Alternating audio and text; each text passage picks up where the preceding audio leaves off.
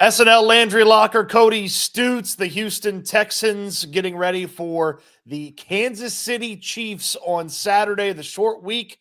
It's a game week Wednesday on a Tuesday, and SNL's coming your way. We got plenty for you on this one. Landry, before we go forward and talk about the Kansas City Chiefs and the matchup that the Texans have against the Kansas City Chiefs, I want to go backwards a little bit. I want to go backwards to a question that you asked Nick Caserio during the bye week, and it was, what does success look like? How are you guys successful out of the bye week? What do you need to do in these final 4 weeks of the regular season to get where you want to go? And I really liked his answer. I'm going to replay it for the people, and then we can go over and see kind of down the checklist if they were able to accomplish what Nick Caserio wanted. So here was Caserio during the bye week on how they go about winning out of the bye week. Kind of minimize some of the turnovers offensively. All right, because when you just give the ball the other way, and, again, the correlation between, if you took everything else out, 0 turnovers, correlation of winning, it's pretty high. It's like 85, 90%.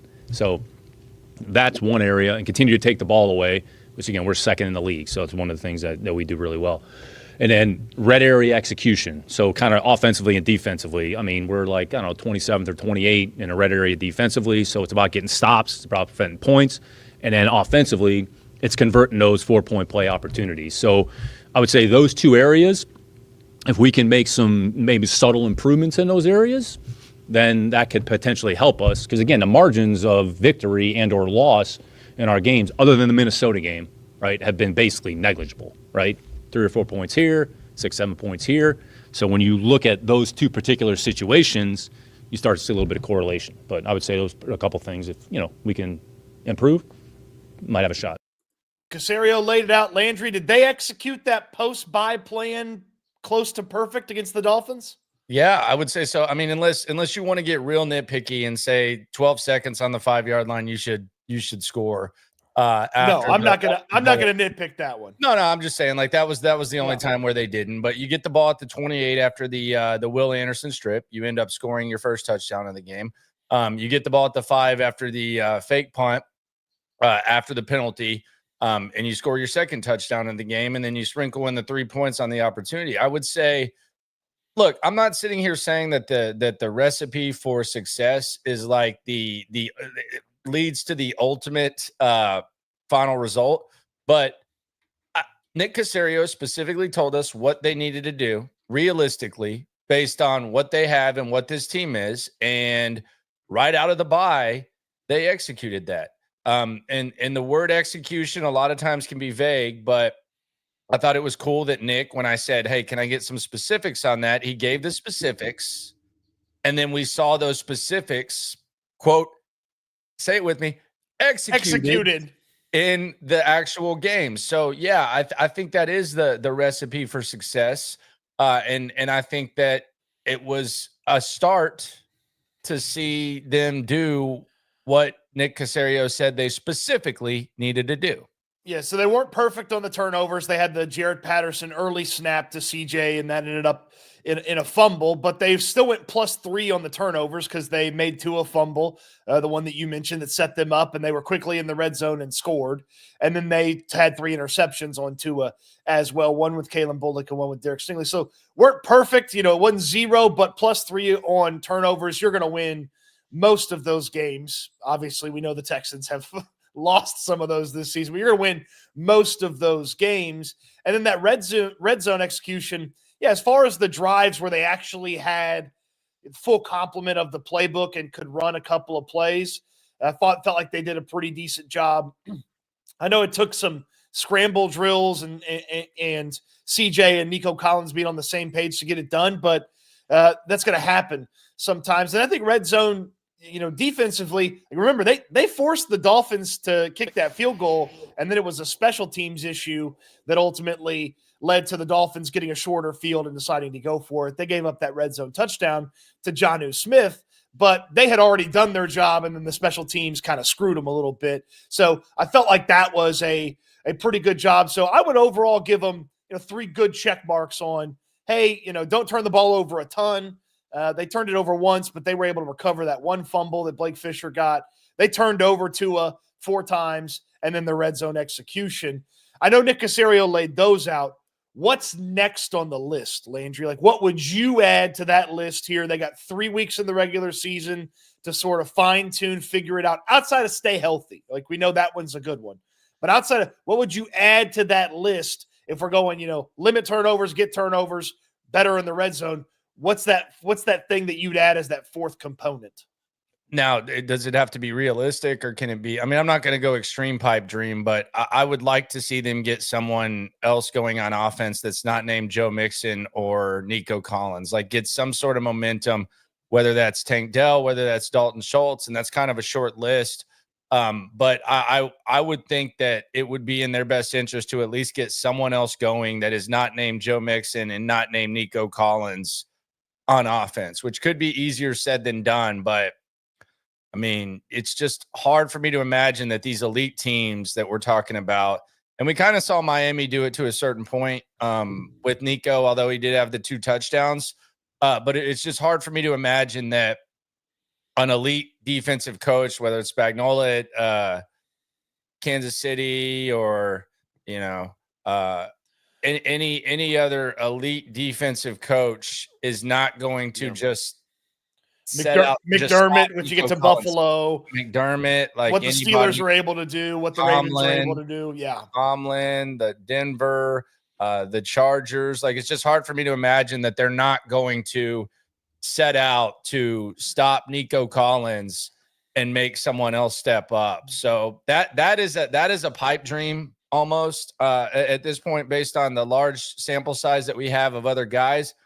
But it would be really nice if you could get Tank Dell or Dalton Schultz or someone else going on offense, because you're not going to be able to win any shootouts. But I mean, there might be a game where you have to score 28, 31 points.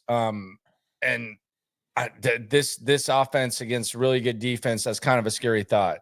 Yeah, the 20 points that they were able to put together against Miami, I don't know how many teams that they're going to play, that they could potentially play in the playoffs, that 20 is going to feel like enough, or it's ever going to get close to enough from that standpoint. That's a good one, if you could find a way to get somebody else going. And that may be more on, whichever player it is, Schultz being better than he has been, Tank finally getting something going. And part of it's Bobby Slowick a little bit. I would say mine would be continue to fine-tune this offensive line. I'm comfortable with the line that they put out there on Sunday for the rest of these regular season games. I don't anticipate Juice Scruggs is going to be ready to go this week. And if he can't go Saturday, why would he go on Christmas Day 4 days later? So you still get the Titus Howard left guard, Blake Fisher right tackle setup. Continue to fine-tune that. The Fisher's got to knock some rust off because he doesn't play all the time. Howard's got to get reacclimated to that left guard spot. And then if they could figure out some things with that offensive line, get that rushing attack going a little bit, you should have been able to run a little bit better than you did against Miami.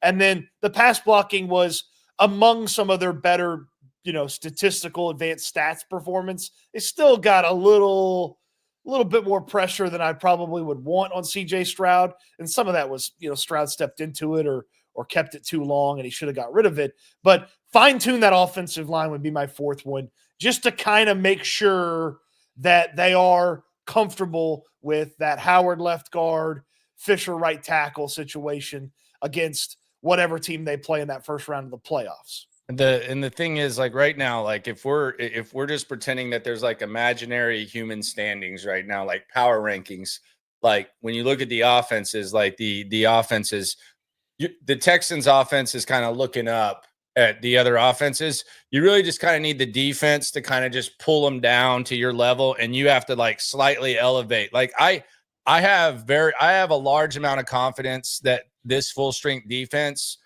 can, make Lamar Jackson play at a lower level, can make Josh Allen. We've seen that. They didn't have their full allotment, but we've seen that, and it wasn't in Buffalo. But I think the defense, even then, can pull them down to the level. It's just a matter of like elevating yourself. Like I keep there's 4 teams that I keep comparing a Texans run to in what it would look like, and it's in like the last 20 years or whatever, 20 plus years, quarter of a century, whatever. and I'm not saying that they're going to make some magical Super Bowl run, but if you look at what the ultimate goal is to get to the conference championship, which you've never been to.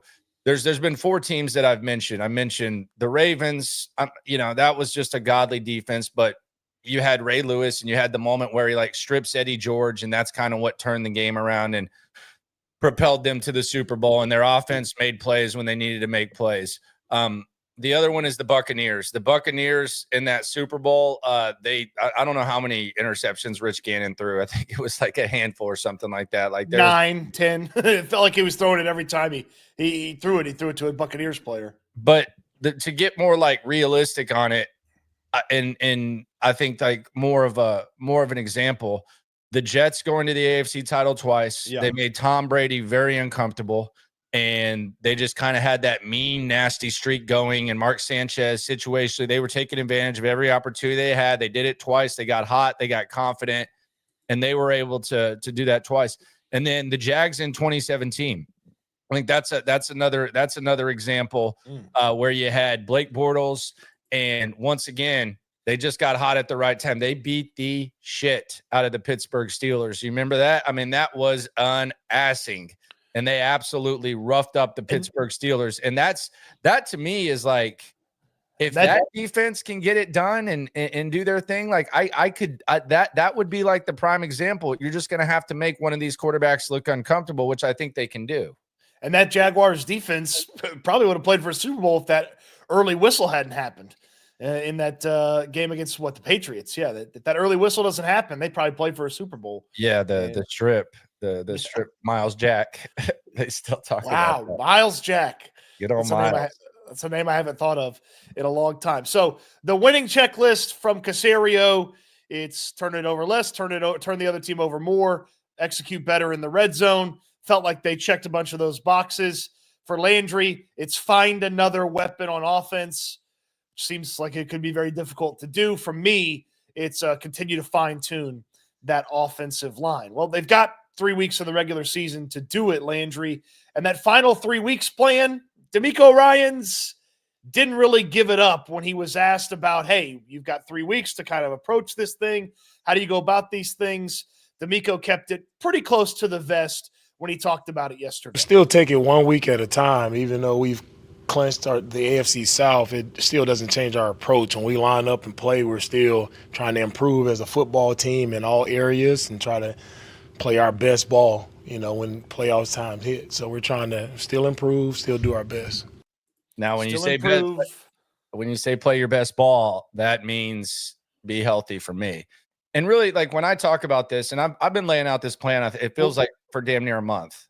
That was D'Amico. Nick Caserio didn't, when he was asked about it on the Texans YouTube channel, he did not answer. He said, "We're focused on the Kansas City Chiefs. Yeah. We really got to dial in on the Chiefs." No, this one's a go out there and win type of game. This is that situation in the routine. But after that, when you have a quick turnaround, that's when you start resting. And when I say rest, there's really 3 players that I'm kind of focused on when it comes to this that I just don't want to play. Number one is Nico Collins. Number 1 is Joe Mixon, actually. Nico will be 2. So number 1 is Joe Mixon. We've seen Joe Mixon miss time this year. We saw him limp off the field the other day. We saw him limping in the locker room after the game. We know how important Joe Mixon is.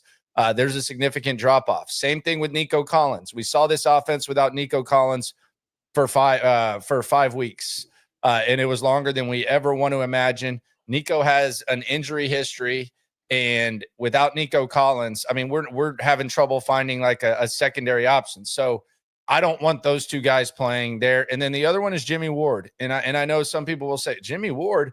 Well, Jimmy Ward gets hurt a lot. And right now, Jimmy's in a spot where he's elite. He's an elite nickel guy. He doesn't get the credit that he deserves in the current state. But a couple of years ago, he was one of the best players in the league, top 100. Playing nickel in San Francisco. He came here. He was a safety. Now he's a nickel guy. You don't have a replacement for that.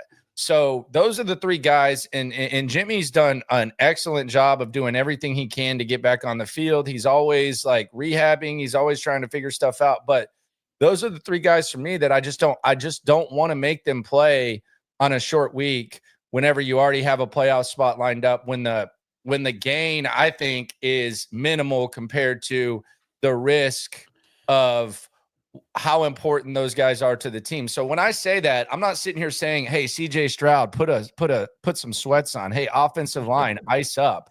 Hey, Let's go, Davis Mills. yeah, Elevate Keaton Slovis. Let's go." no, I'm not sitting here saying that, but I'm saying those 3 guys do not need to be playing 2 games in 4 days, 2 games in 5 days, whatever the hell that is, because you've earned the opportunity to rest up. So those are the 3 guys that I'm talking about icing up. I'm just making that very, very clear, especially Mixon. Especially Mixon. Yeah, they feel dead in the water if they don't have Joe Mixon. Nobody else has been able to run behind this offensive line this season with any level of success. So they feel, like their offense is going to just be even more stagnant than it has been if they don't have Joe Mixon. So certainly, and the picture becomes a lot more clear as well once you get through Saturday, because very clear. the 4 teams like involved on Saturday's games before you even play Sunday's games. Involved on Saturday's games are the current number 1 seed Kansas City Chiefs, the current number 4 seed Houston Texans, the current number 3 seed Pittsburgh Steelers, and the current number 5 seed Baltimore Ravens. So the picture gets very clear. It's not even like you have to wait for all of Sunday to really kind of figure it out, because you're already getting ready for Wednesday when Sunday shows up if you're the Texans. But the picture is very clear at the conclusion of Saturday what you need to do and what you need to be thinking about, and how important could or should or will the 3 spot be versus the 4 spot. And then I guess against all odds, if you get some good luck and the 2 seed stays alive, but it doesn't seem like the 2 seed's going to stay alive. Buffalo's got the Patriots twice. So the Patriots twice and the Jets in between it. So but you'll know as an organization what you need to do. And you don't have to out and out, put those guys in sweats, but hey, let's find out if Miles Bryant's got anything in the slot. Maybe Jimmy's not playing 80% of the snaps that day. Hey, let's find out if what Damian Pierce has in the tank. Joe's going to run a couple of times on first down in the first quarter, and then we're going to go to Damian after that. You don't have to just put them in sweats on the sideline. You can let them get warmed up, keep the juices flowing, and then just not play them. Yeah, that's really all I'm saying. The other thing is, I don't have as large of a fear factor of the Ravens as a lot of people do. I don't there's a couple of things about this. First of all, the Texans beat the Bills earlier this year. I don't think it means a damn thing. They were shorthanded. The next time you play them, it's going to be in Buffalo. They're battle tested. That's a hellacious place to play. So I don't think it means a damn thing. I do think that they can do a good job on Josh Allen, but 9 of 30, if that happens again, then put D'Amico Ryans in the Ring of Honor right next to J.J. Watt and Andre Johnson. So I don't think that means a damn thing. The Ravens last year and even the Ravens Wednesday, I don't think that means a damn thing either. Because this is not the same defense. Last year when the Texans took on the Ravens, the 2 times they did, the first time it was D'Amico Ryans' first ever time as a head coach.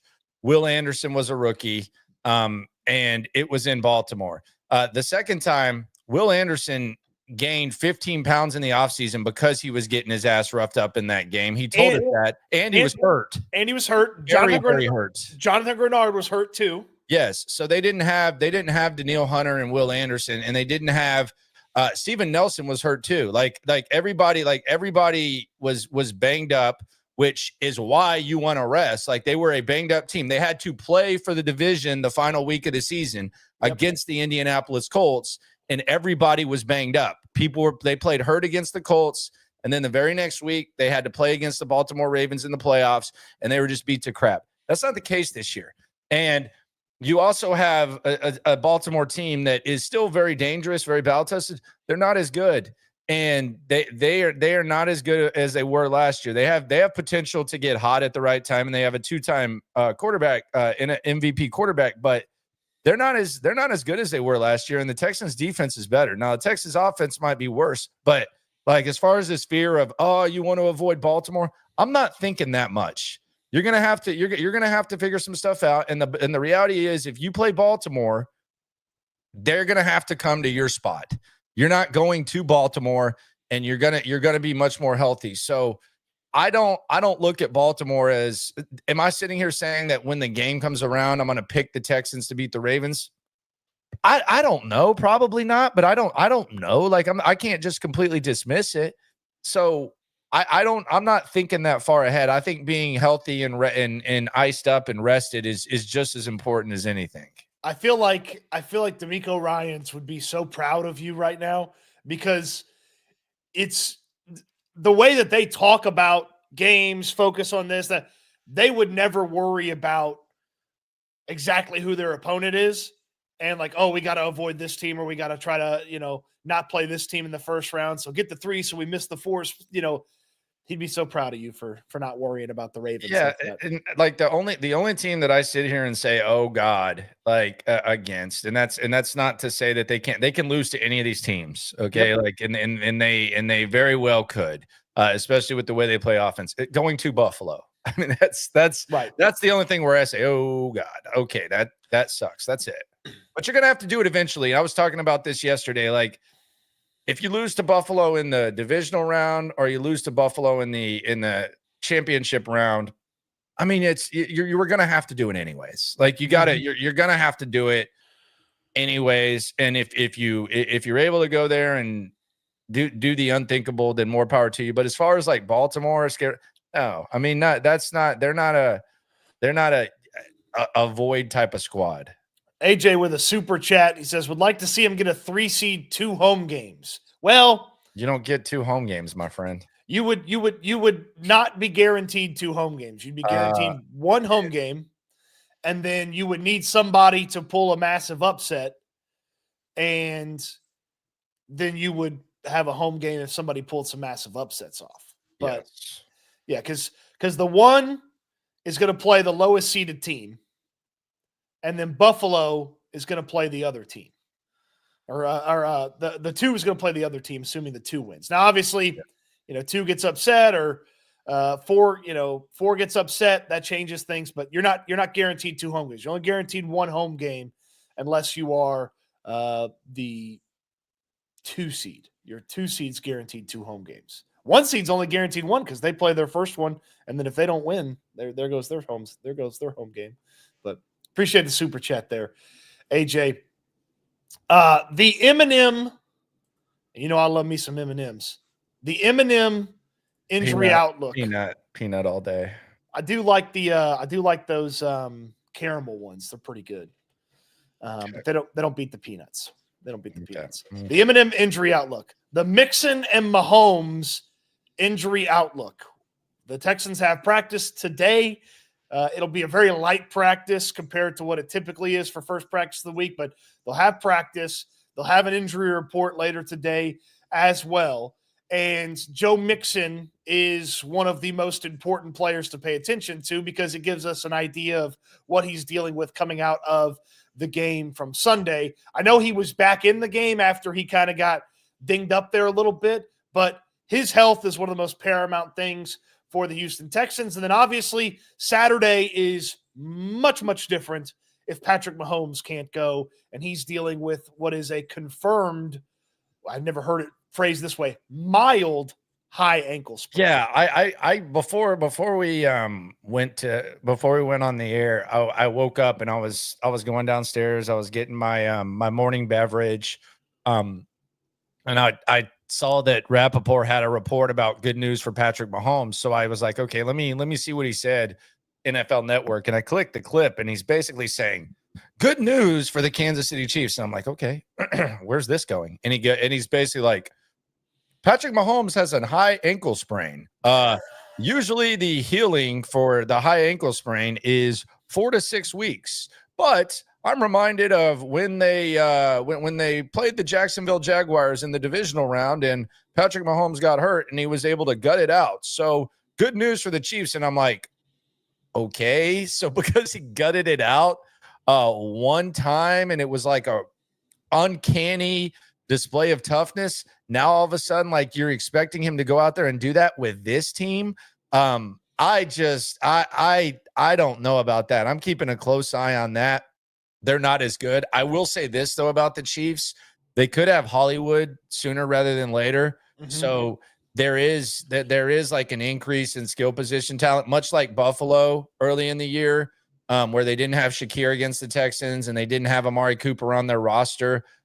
Kansas City is kind of adding a weapon, and it was a guy that they paid $10 million to this offseason and one of the big names of free agency. So, Yep. you know, they are getting a little bit of a boost. What does that look like? Who knows? And when does that actually start to shape up? But Kansas City is getting that, but it's all going to rest on Patrick Mahomes. But I thought it was just really weird. That's good news that he has played through a high ankle sprain before. I thought maybe they were going to say, well, after further review, it was just an ankle sprain and he's going to be good to go. That was not it. That was not it. And oh, by the way, they got the same stretch that the Texans got, and they don't have the luxury of being able to rest, especially with that ankle sprain. They don't have the luxury of talking about the stuff that we're talking about. So yeah, all of a sudden, Kansas City, if they don't play Mahomes and they don't win, and Buffalo takes that 1 seed from them,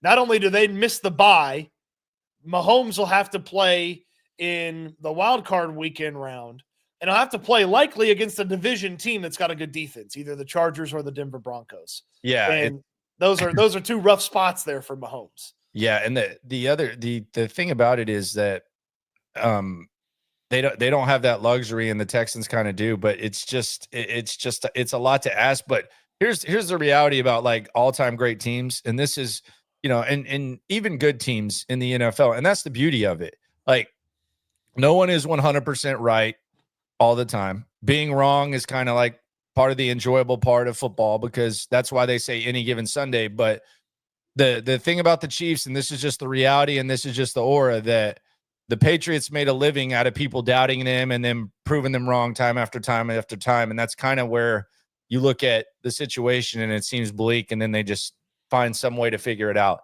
whether it's Chad Henne coming in a playoff game or what the hell ever. Like they know how to win. And D'Amico brought that up the other day when I asked him about the just what the strengths are. And he basically said that the Chiefs just know how to find ways to win, which he's right.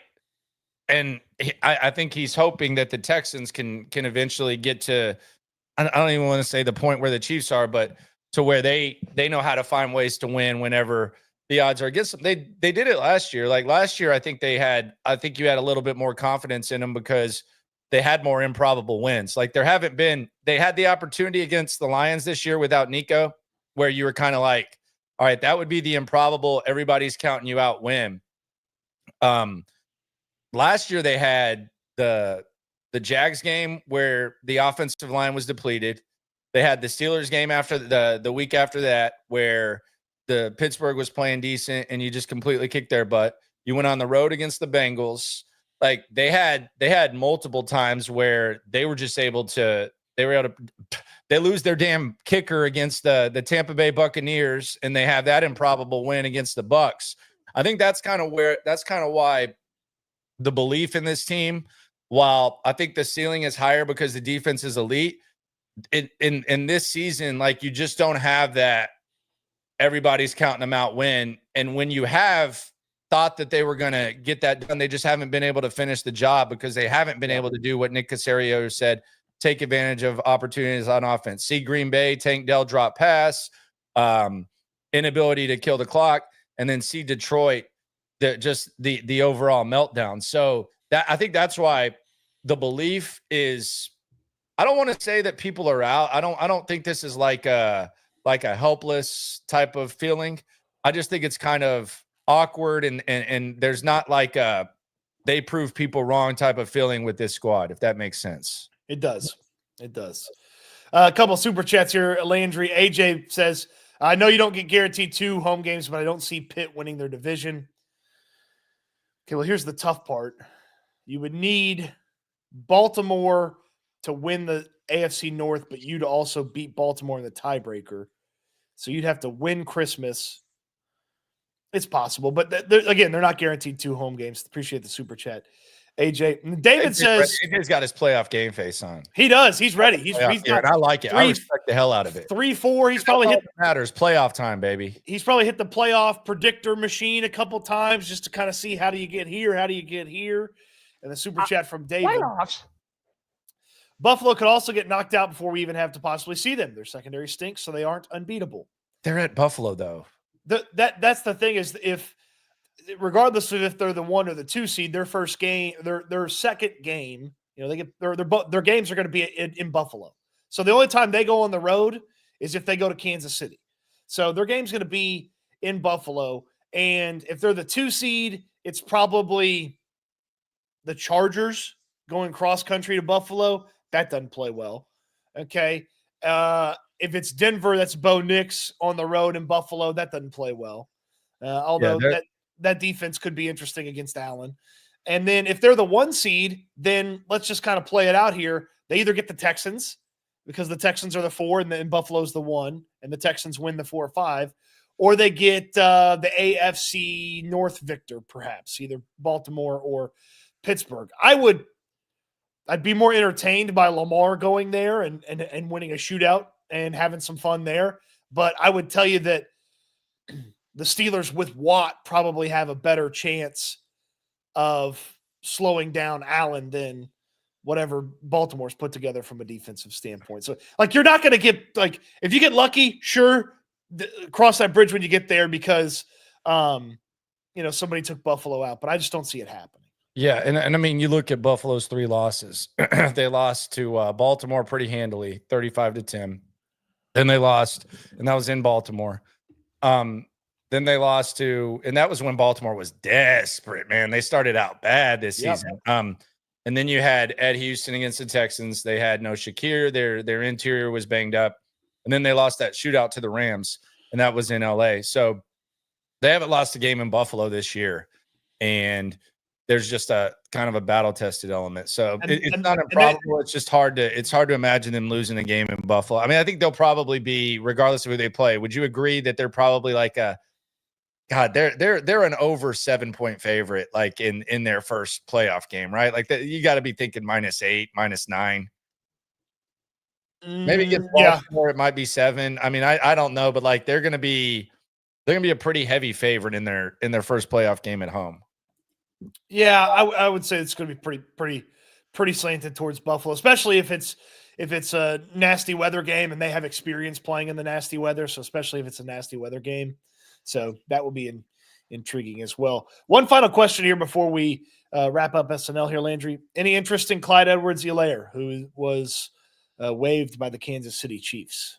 Yeah, I mean, any guy from Odell Beckham Jr. to Clyde Edwards-Helaire that can provide any hope of offensive weaponry, I would love. And look, he's obviously not the first round pick that they thought he was going to be. They probably, if they could go back, they probably would have taken Jonathan Taylor. I think it's safe to say. But I mean, if he can add a different element to the offense, whether it's, receiving, whatever, sure. I mean, all bets. I mean, they're a play away from JJ Taylor being up. I mean, I would say Clyde Edwards-Helaire would be a better option than him. So I think if any name when it comes to offensive depth that they can add, they should be open to. Oh yeah, I guess JJ Taylor's back on the practice squad again. You got to keep up, bro. He's back and forth. He's like a Little Caesar's pizza. He's hot and ready. He's ready, man. I would happily swap out JJ Taylor on the practice squad for Clyde Edwards-Helaire. Yes, I would too. I would happily do that and just see if there's anything there. All right, practice today. D'Amico Ryans today. CJ Stroud today as well. Plus some open locker rooms to be on the lookout for. The conversation from today on SNL this afternoon. Follow Landry at the locker room. And, of course, on Twitter at Landry Locker. My channel, Cody Stoots channel. And, of course, the SNL channel where you will see the afternoon SNLs. Yep, got some fun stuff planned over there. So we'll see you this afternoon. Maybe a slight time adjustment because of the Texans going a little bit later, but you'll get your SNL. But there's going to be a lot of stuff. This is not a normal Tuesday. It's going up on a Tuesday. That's a rap song. Always remember when it comes to this Texan stuff, we're all in it together. Eat good, sleep good, be good. We'll talk Texans with you again at 4 o'clock.